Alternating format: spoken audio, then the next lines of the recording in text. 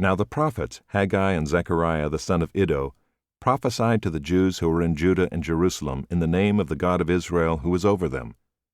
Then Zerubbabel the son of Shealtiel and Jeshua the son of Jozadak arose and began to rebuild the house of God that is in Jerusalem, and the prophets of God were with them, supporting them.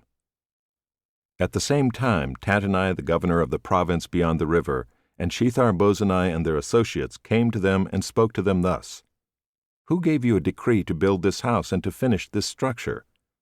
They also asked them this: What are the names of the men who are building this building? But the eye of their God was on the elders of the Jews, and they did not stop them until the report should reach Darius, and then an answer be returned by letter concerning it. This is a copy of the letter that Tattenai the governor of the province beyond the river, and Shethar-bozenai and his associates, the governors who were in the province beyond the river, sent to Darius the king. They sent him a report in which was written as follows: To Darius the king, all peace. Be it known to the king that we went to the province of Judah, to the house of the great God. It is being built with huge stones, and timber is laid in the walls.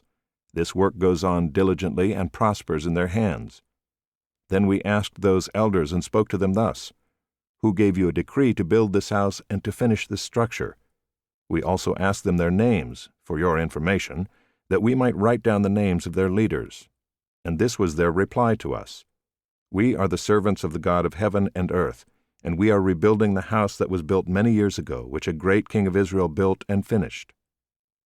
But because our fathers had angered the God of heaven, he gave them into the hand of Nebuchadnezzar king of Babylon the Chaldean, who destroyed this house and carried away the people to Babylonia. However, in the first year of Cyrus king of Babylon, Cyrus the king made a decree that this house of God should be rebuilt. And the gold and silver vessels of the house of God, which Nebuchadnezzar had taken out of the temple that was in Jerusalem and brought into the temple of Babylon, these Cyrus the king took out of the temple of Babylon, and they were delivered to one whose name was Sheshbazzar, whom he had made governor. And he said to him, Take these vessels, go and put them in the temple that is in Jerusalem, and let the house of God be rebuilt on its site.